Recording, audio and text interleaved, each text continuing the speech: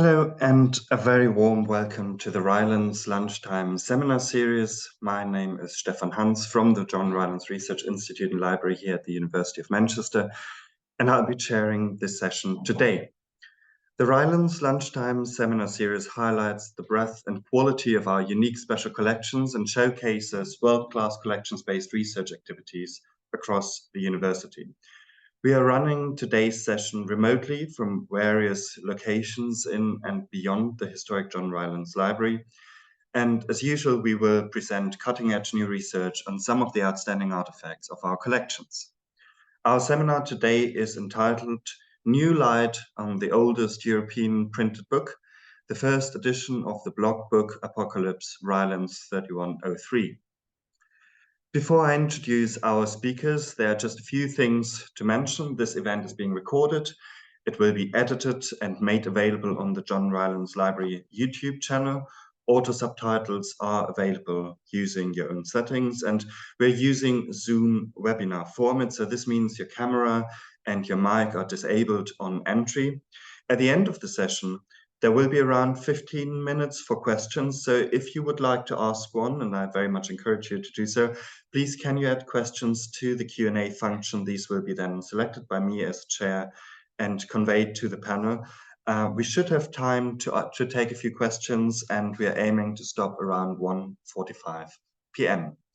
So without further preamble, I'd like to introduce you to our presenters today.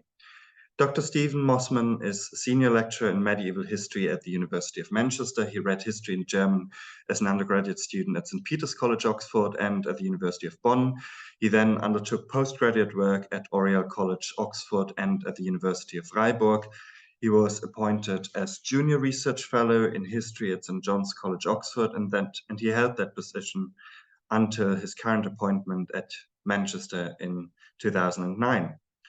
Stephen was a Marie Curie Fellow in German History at the University of Freiburg. He was then promoted to Senior Lecturer at Manchester in 2015, elected to the University Senate for 2 consecutive terms, 2018 to 2025. In 2020 and 2021, Stephen held the prestigious Alexander von Humboldt Fellowship at the Berlin-Brandenburgische Akademie der Wissenschaften. He also held British Academy Mid-Career Fellowship, and he is the co-PI of Werk der Bücher, Transitions, Experimentation and Collaboration in Reprographic Technologies, 1440 to 1470, funded by the Arts and Humanities Research Council and the Deutsche Forschungsgemeinschaft. Presenting with Stephen is our very own Tony Richards, Senior Photographer at the John Rylands Research Institute and Library, and the lead photographer on advanced imaging techniques. Thank you both for taking the time to talk to us today, and over to you.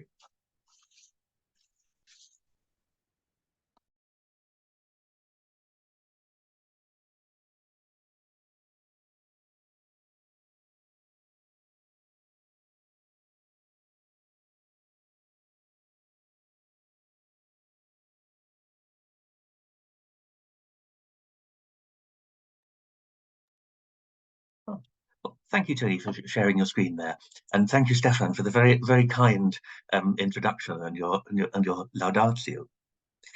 I shall just say a couple of words by way of introduction before handing over to Tony first. This is part of a much broader project, the Werk der Bücher, which Stefan mentioned, which is being led by myself and Ed Potten in Manchester, and by Niklas Weichselbaumer and in Mainz, and Vincent Pristlein in Erlangen-Nürnberg, to examine the paper stocks of the entire printed output in all formats from Western Europe, therefore the German-speaking lands, in the period before 1470, so the first generation of printing. And we're going to do certain other things as well. As part of that project, we, along the way, come up with lots of important observations and conclusions about individual items from that tremendous quantity of printed matter. And one of those items, the oldest known copy of the Blockbook Apocalypse is then the subject of today's talk. But our project relies upon the work being done by Tony and his team in the Rylands. And so I'm going to hand over now to Tony to tell you first about all that. Thank you, Stephen. Now, can everyone hear me okay? I assume so. Hi, everyone. I'm Tony Richards, Senior Photographer at the John Rylands Library. I'm going to talk to you briefly about imaging of paper watermarks. Watermarks are usually photographed with transmitted light. That's light shining through the paper to reveal the paper structure. This can be very straightforward, but most of the time, ink and pigments distract us from studying the paper fully, as in the central image on this introductory slide. It could be described as visual noise, I suppose. So we'd like to remove or limit this visual noise. And we do this through various photographic methods.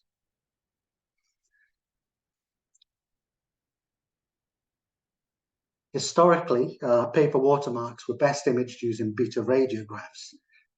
Beta radiographs are useful as they don't show any of the text or the ink on the page. Some examples you can see here on the screen.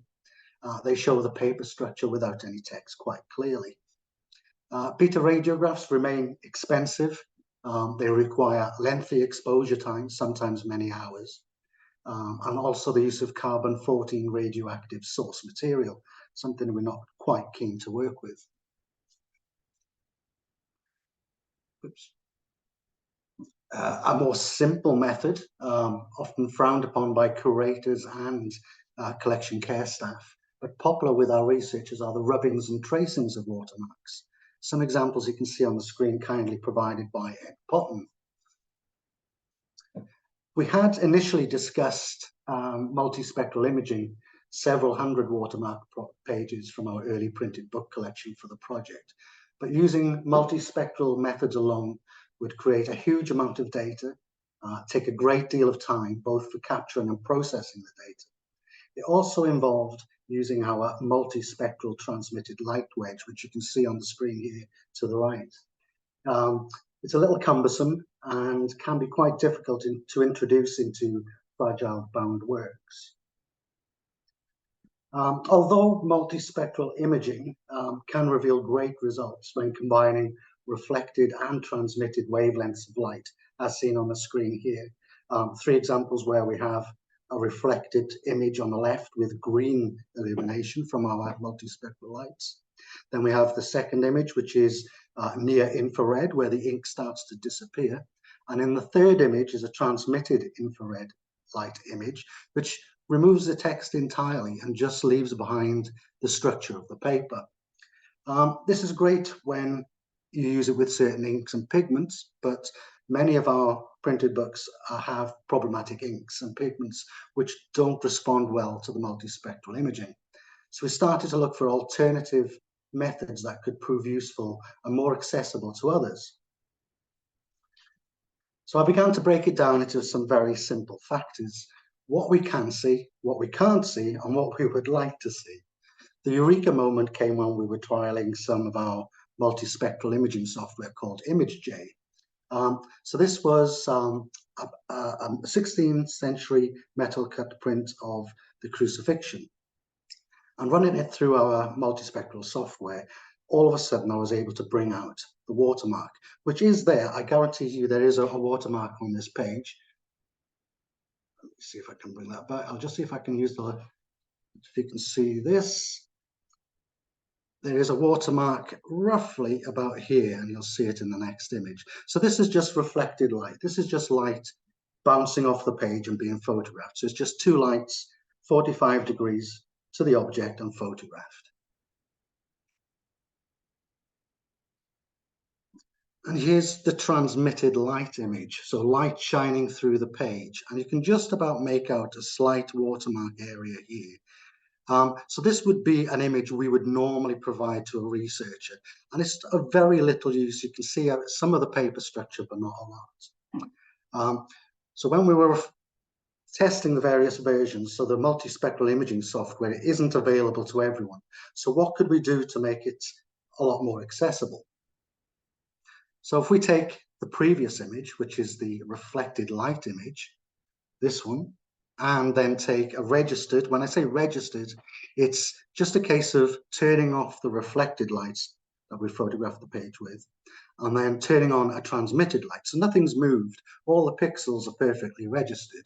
So if we take both of those images and apply them in Photoshop, any other imaging software, we then reveal the paper structure a lot more easily. So this is a great improvement on just that transmitted light image. It's far more easily studied. We can see the watermark along with the chain and laid lines. To be fair, this was a more straightforward example. Even though the watermark was difficult to see with transmitted light alone, it only had ink on one side. If the page or the paper has ink on both sides or multiple pigments, it's far more difficult to remove that visible noise, but this method still works.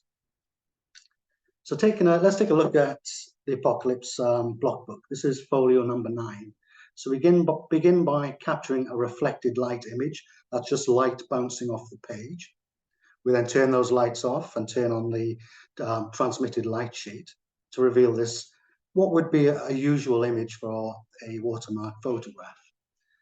So here's the registered, I'll switch back and forth. Here's the registered transmitted light image. So then when we go through the new process of combining both in Photoshop and blending the layers, we can now reveal the watermark and the paper structure a lot more easily. Remember, we're trying to remove that or limit that visual noise from the pigment and ink.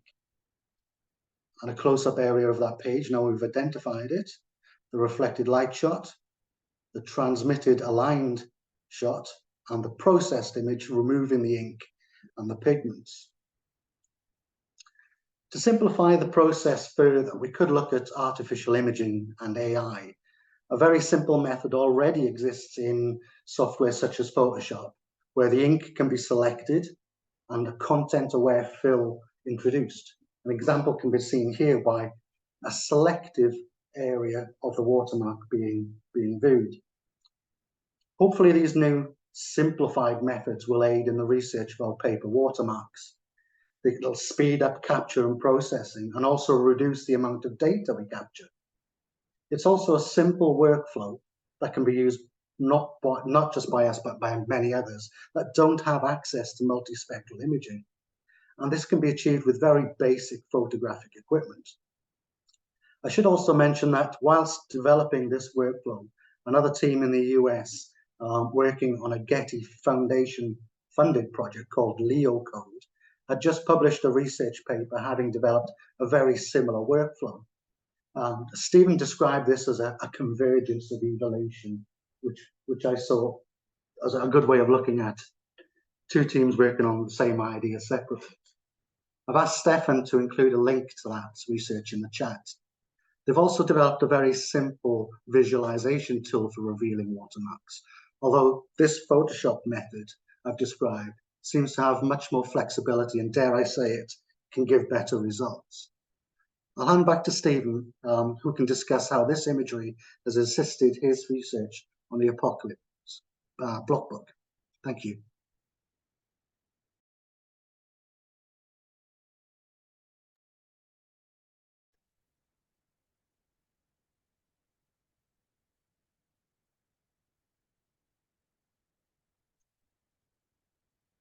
Well, thank you, Tony, for that really clear and wonderful exposition with some brilliant images and of the extraordinary things that you've been achieving. Now, it may seem rather strange to present work deriving from a project which, as I have claimed, is going to take several different approaches to examine the entirety of the early printed output of Western Europe in its first generation, to speak about one method of examining just one single book. But this is a very important book. It is the unique copy of the first state of the first edition of the Apocalypse, a text and image ensemble which combines elements from the life of John the Evangelist, the biblical book of Revelation, and the Latin commentary tradition upon that, into a new work which exists in a form that to modern eyes looks a little bit like a graphic novel. And this particular book in the Rylands is, by common consent, regarded as the oldest surviving blockbook and the oldest entirely printed European book to exist. But how old is it? The problem with blockbooks, that is to say, xylographic printing in general, xylographic meaning writing in wood, is that unlike typographic printing, printing with metal type, blockbooks do not contain printers' colophons that tell us where, by whom, and when they were printed, with very few, very late examples that even then can only tell us when the wood block was cut, not when the impression was actually taken from the blocks, which could be placed and indeed were placed on a shelf, and impressions can be taken from them many years later. Indeed, there are some examples of 18th century printing from 15th century wood blocks. Now, the first generation of woodcut specialists working in the first decades of the 20th century, Paul Christeller, Wilhelm Schreiber, thought that this blockbook dated from the 1420s, about a generation before Gutenberg, working on stylistic comparison. By the 1960s, art historians preferred a date of around 1440 on stylistic grounds, but also because of the strength of the assumption that blockbooks had to be a forerunner of typographic printing, something that came before the Gutenberg revolution and couldn't be concurrent with it. And therefore, they were very hesitant to set a later date than around 1440, because they assumed that blockbooks must be earlier than printed books.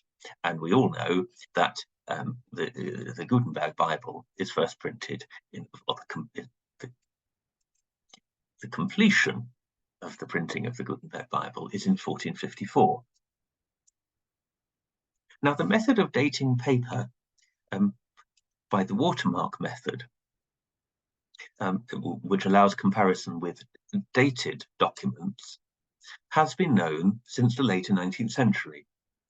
But the methodological principles on which it can be undertaken were not properly worked out until the 50s and 60s by the American bibliographer Allan Stevenson, and were then extended systematically and developed further from the 60s through to the 80s by the German scholar Gerhard Piccard. And I'll be speaking quite a lot about Stevenson and Piccard in the next few minutes. Now, Stevenson spent the academic year 1965 to 66 in the Netherlands.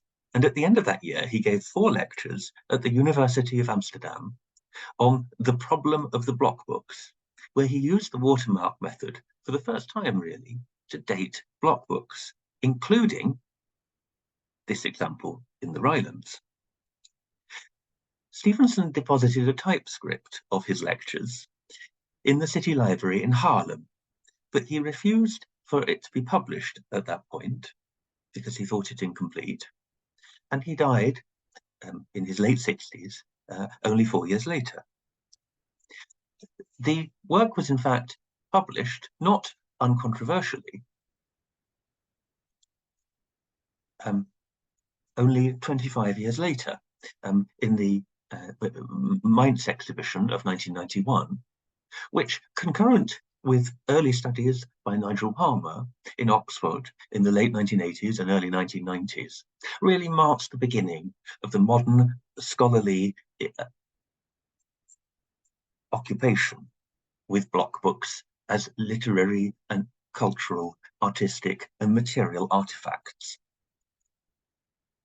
Now, Stevenson worked out, and this was one of his pioneering observations, that watermarks are twins. That means that two nearly but not quite identical watermarks will be found in the pair of molds that are used to make paper by two people working together. And so where one finds one watermark, one should look for its twin, and that one needs to identify both of those twins in a given stock of paper in order to have an accurate dating.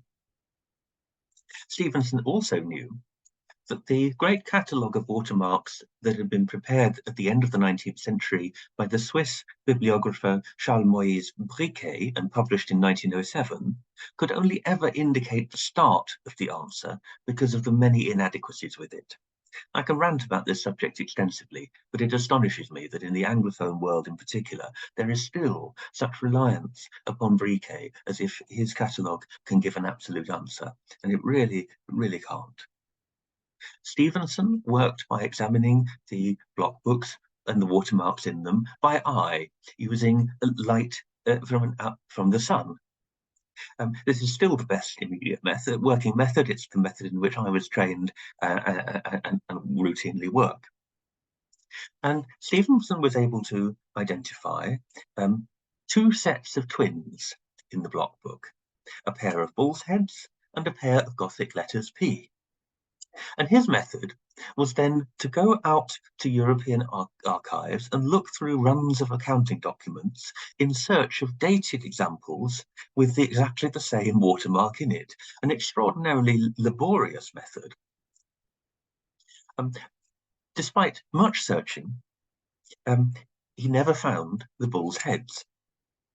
Using Briquet's catalogue as a starting point to know in which archives he might start to look, Stevenson said that he found the letters P in two locations, in 4 volumes of a run of accounts from Utrecht Cathedral, 3 of which were dated 1451 and a 4th to 1454, and in another set of documents from the Rijksarchief in Brussels, one twin in a volume from 1451 and the other from 1454.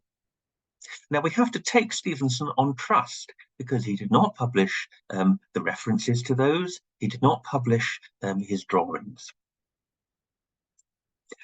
Because the British Museum woodcut expert Arthur Hind had argued in the 1930s that a statement made in an archival document by a Dutch woodcutter named Jan van den Berge was to be interpreted as meaning that he cut blocks for a book in 1452. Stevenson believed that to be a reference to this block book in the Rylands, and so favoured a production date of 1451 to 52. And that is the date that, on that evidence, has been accepted to the present. Now, the Danish study, Erik Fischer, in a Danish language study published simultaneously with Stevenson's work, used beta radiographs, which he had made from the Rylands book, a block book, and published in 1962. But Fischer did not know the issue of twins, so he published just one example of each. So in fact, only half the total quantity of identifiable watermark types in the book. And he published them without a scale or any measurements, which is absolutely crucial for identification. And he dated them reliant entirely on Briquet's catalogue to the 1450s. Now, I do Fischer a slight disservice here because Fischer's point here was to prove that all the Apocalypse block books have to post-date 1450 and therefore must be contemporary with typographic printing, not forerunners to it. They must be exactly contemporaneous responses to the same material need. And Fischer's study was published, whereas Stevenson's was known to those who had heard his lectures, was known to those who managed to get a kind of samizdat copy of his typescript out of the library in Haarlem, but was not actually known until 1991, when it was published, along with an article by Elke Purpos, which refers to it in this exhibition catalogue. Now, the advantages of Tony's images are that we have a complete set, not just of samples of the watermarks, but of all of the watermarks from the Blockbook Apocalypse. And so we can examine them and scrutinize them in real detail, even those that are very, very difficult to see by eye. We can also set aside 3K entirely and instead work from the monumental assembly of data produced by Gerhard Piccard, augmented by the more recent digital resources to incorporate Piccard's even greater stocks of unpublished material and other systematically excavated corpora, and to draw, and to my mind in methodological terms equally importantly, upon Piccard's taxonomy of the watermarks. So where are we now? Well, here's a slide. This is just a picture of Piccard's published catalogues, and this is a small portion, really, of the total quantity of data that Piccard assembled. So where are we with the twins of the bull's heads? And if you're thinking, how are they different? Well, you can, the easiest way to tell that these are in fact twins and not identical is to look at the shape of the tips of the horns and the distance between the ears and the chain lines, the vertical lines running down the paper. And that enables you to see that these are in fact the product of two nearly identical molds being used by two men standing at the tub of sludge, making the paper. Even with Piccard's work, even with all of the additional examples that have been identified since Piccard's printed work, this particular sort of bull's head watermark is quite poorly documented. The examples most similar, such as the Piccard's Ochsenkopf category 9 types 221 and 222, a group of actual different types in use between 1447 and 53. Even those are are not close enough to be able to date this type with any particular, or this pair of twins with any particular accuracy. So we can only have very low confidence because our reference corpus that we have to draw upon to which to compare this pair of twins is simply not adequate. The letter P, and here I hope everyone will be able to see the obvious difference between the two pairs, or the two twins of this pair. Here we have rather better luck. Helpfully, Piccard also surveyed watermarks from the account books of Utrecht Cathedral that Stevenson had seen, and many, many more besides, providing really excellent documentation for watermarks of this type. So in this case, our reference corpus is extremely good. Now, the closest matches that one can find in that reference corpus, prioritizing measurements to within a tolerance of 1 millimeter, and then examining features of design, are for the first twin to a near exact match. Let me see if I put it on my slide here, to an example in a document dated 1454, really the closest match that one could get in terms of measurements and design to one of Piccard's drawings. Our project will be examining correspondences, and we need to know that the paper was made at exactly the same time. So we will be comparing images with images rather than images with Piccard's drawings. But this is as close as one gets to an exact match to one of Piccard's drawings. And the second twin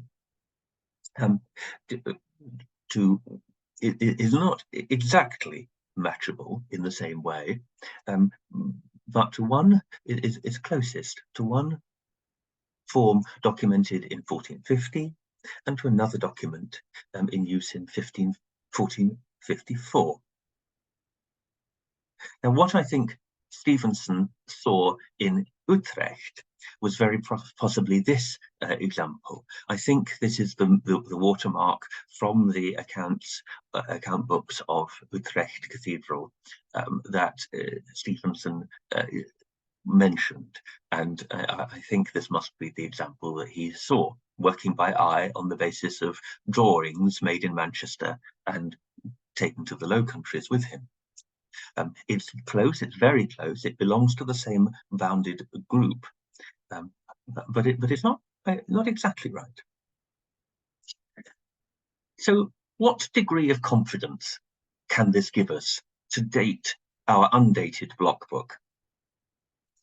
Piccard established, after Stevenson had died, Stevenson couldn't have known about this, the fundamental rule that from about 1400, under normal circumstances, paper is used within 2 to 3 years of manufacture.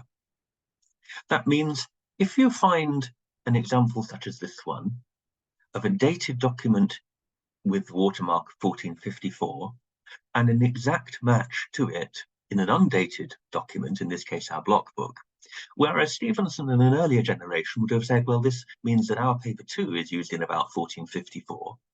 Piccard had worked out that actually that is not the case. You have to allow 2 to 3 years either side of that date, because your dated document could have either been produced very close to the point at which the paper was actually produced, or 2 to 3 years after it. And allowing for a tolerance either side, this means that we can say that our Blockbook, we might say that our Blockbook is printed within 2 years of around 1454. So somewhere between 1452 to 1456, perhaps around 1454. But here's where Piccard's taxonomy becomes useful, and why I find it useful to work out from the printed catalogues, in which Piccard's taxonomy of watermarks becomes more easily visible before turning to the online databases, which include all of Piccard's unpublished material as well. Because here one can see how Piccard ordered the very similar watermarks. And we can see that one can define, setting aside the first few examples on the screen, I've just photographed there 2 pages from Piccard's printed catalogue for this particular watermark type. We can define a group, in this case, classification Roman 5, types 351 to 377, all of which are so closely similar in design and in measurements and in the position of the chain lines and the way in which the chain lines are affixed to the paper using very thin wires or perhaps even horsehair. These are all in use between 1450 and 1456. So Piccard did not know of any example which was dated outside of that range. And that gives us a bounded group following Piccard's taxonomy. That means that our date of about 1454, in which we can have a certain confidence, we can give even greater confidence to a date of around 1450 to 1456. So, where are we with the question, how old is the oldest entirely printed European book? Well, Stevenson was a very good scholar. That has been well known. And it is perhaps not very revelatory to end up as a conclusion by saying that he was about right. I don't think that we can be as precise, for the methodological reasons that I just outlined, as precise as Stevenson was, and claim a date of 1451 to 1452. And I think we have no way of knowing that that statement made by a Dutch woodcutter in an archival document, if it does apply to the production of a woodcut, of a block book rather than a series of woodcuts, that it could possibly really apply to this book. My date of 2 years either side of 1454 not beyond the dates 1450 to 1456, still makes this contemporary with Johannes Gutenberg, but exactly contemporary, not even a little bit before. Stevenson's date has gone into the modern scholarship, and therefore this book is regarded, I think perhaps wrongly, as the oldest entirely printed European book. We should now talk about there being two exactly contemporary or oldest entirely printed European books. The first state the first edition of the Apocalypse and the Gutenberg Bible. Thank you.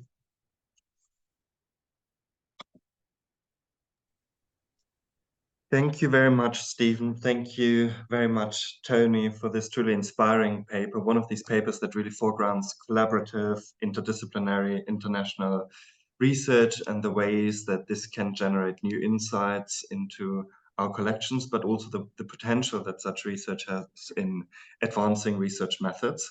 So this was truly inspiring. Thank you very much.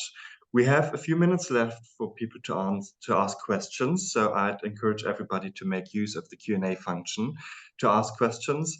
I'd like to ask a question about the role of experimentation. Really for both of you. So Tony, perhaps the role of experimentation in advancing photographic methods of studying such artifacts, and for Stephen, the role of experimentation in late medieval printing culture on the basis of the watermarks that you've studied and the Apocalypse in particular. You want to go first, Stephen? Yeah. So for photography, I think the first instance was treating the standard photography of reflected images and transmitted images and treating that data as if it was multispectral imaging. So for multispectral imaging, we might capture a couple of dozen images under different wavelengths. And at first instance, I treated the two images as red, green, and blue RGB images. So you have 6 wavelengths, and then putting that through our multispectral imaging software, which seemed a long way around of getting to where I ended up, and just working my way backwards to get to where I was. And I think the main breakthrough or eureka moment was with a plugin in our ImageJ software, which is used for cave paintings of all things. And just from one transmitted light image, that crucifix print, the watermark, popped out. And it was just taking that understanding of what is the software doing to that data that I can replicate with more easily accessible software, because not everyone has access to ImageJ or Fiji or some of these open source, or probably wouldn't be willing to learn how to use it. So there's always an easier option, so which is where I was trying to get to.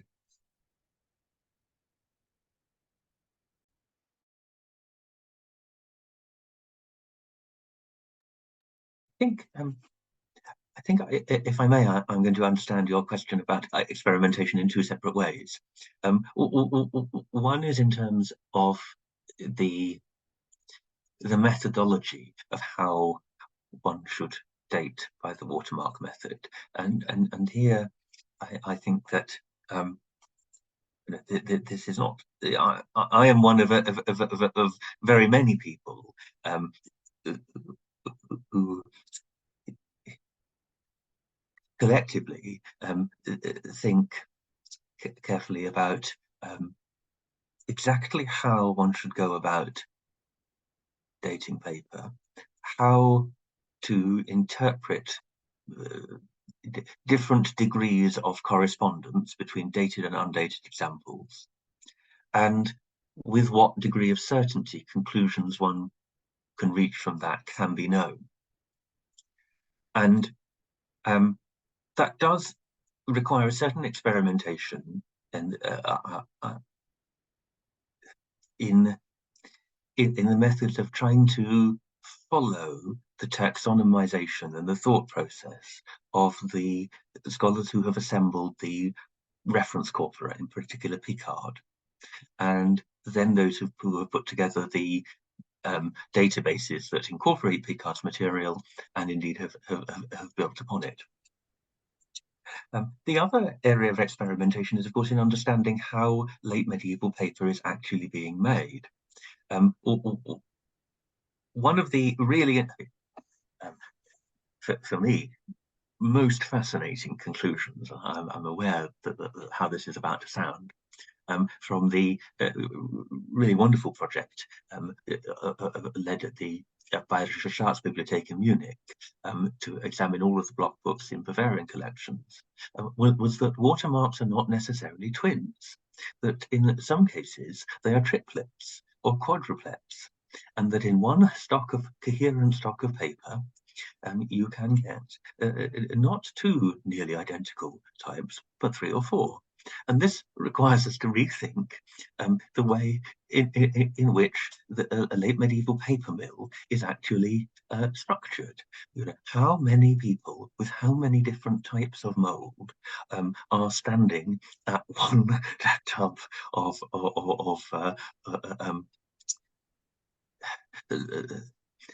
slurry, I think is the correct term for it. I think I called it sludge earlier. Slurry is the correct term.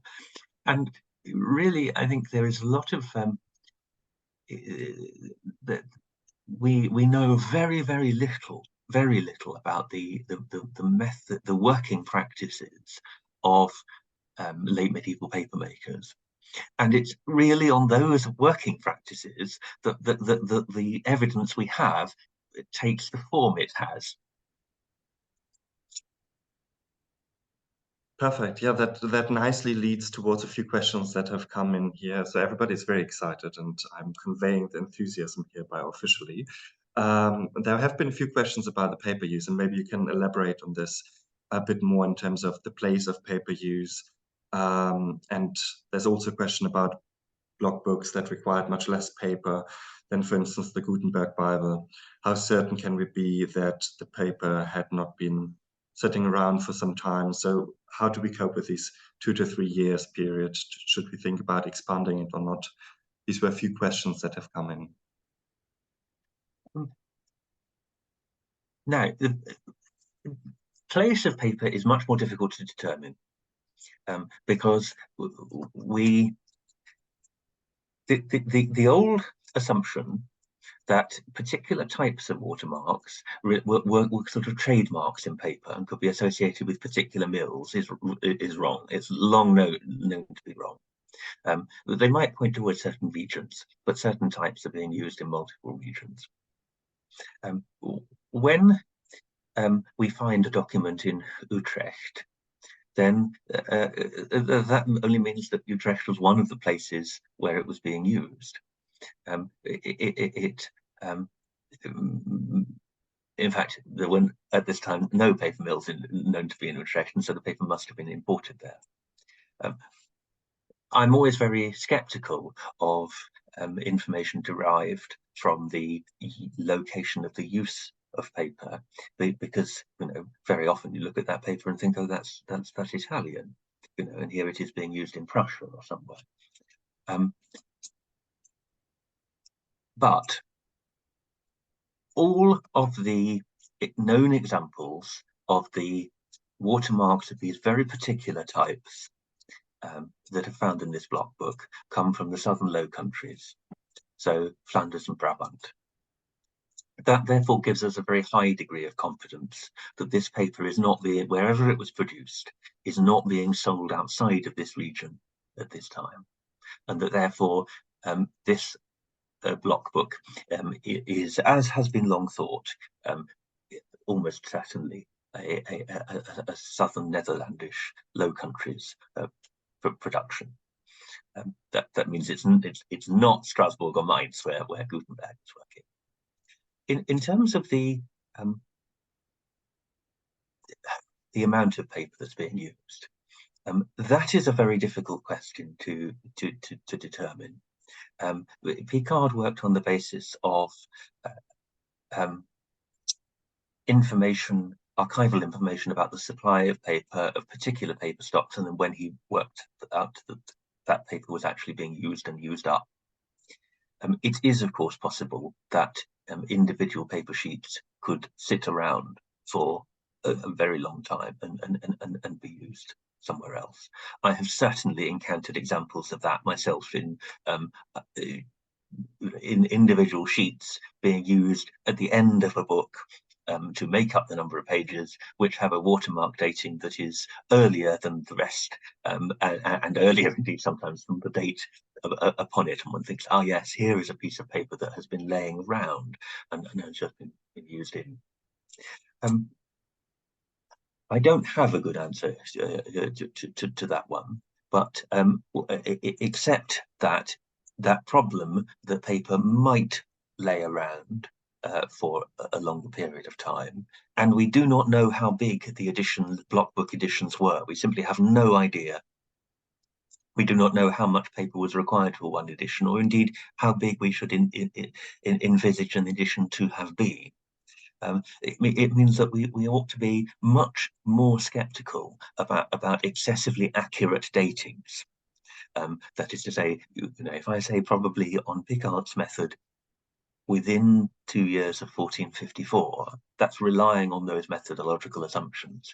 And if by some miracle we were to find out that in fact it was 1457, then that should not surprise us, and we should not take these dates that are determined by this method with a degree of absoluteness that sometimes they are regarded. Modern handbooks would say Stevenson proved that the oldest Blockbook was printed in 1452. That it's simply untenable. Thank you very much. I'm very aware of the fact that we run over time already 1 minute, but there are a few more questions, and I'd like to bundle two with the question for very short responses, one to Tony, one to Stephen. One question has been about the use of computer vision methods, thinking about how to match watermarks, if that is something that you have done, that you want to do in the future. And the question for Stephen is about applicability. Could this methodology also be applied to, for instance, the famous Rylands and Christopher woodcut, which has a printed date of 1423, but is generally thought to be several decades later? So short response to these two, please. The Rylands woodcut, yes. It has been done. Ed Potton has done it and has a paper in press on that subject. I will steal his thunder. Okay, it is a bit later, but it is not that much later. In terms of using computer vision to match watermarks, there is work underway in Stuttgart to do that. The problem is that, firstly, all of the examples are all very different. So they're all of a different very kind. We have a mixture of drawings, old beta radiographs, transmitted reflected light images, and then one is trying to. It is very hard for for artificial intelligences to be told, "Oh no, ignore all of everything else and just focus the watermark," because they can't learn what the watermark is very easily. And the other is in the ability to assess mathematically how different images are. That's known as a in the proper classification as an NP hard mathematical problem, and so it isn't currently resolvable. It would be lovely to be able to put one's image,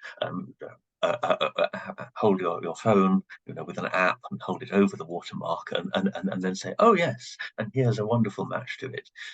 But I'm afraid that we are still, I would say, years away from being able to do that.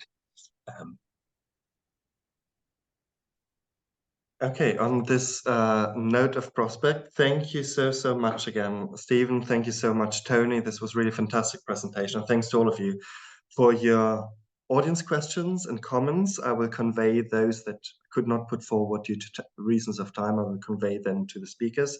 I'd also like to thank our tech team, who, as always, have been a fantastic job in running this off camera as well. Our next seminar will take place in 2 weeks on 14th of December, 1 p.m. It is entitled Revisualizing the Colonial Past in John Smith's General History of Virginia, featuring Dr. Rachel Winchcombe and Julianne Simpson. You can find more information and more details about this on the What's On page on the Rylands website, and you can register from there with the Eventbrite link. There are also more information on this here in the chat. And yeah, thank you all for joining us, and we hope we'll see you all again on the 14th of December. Thank you very much.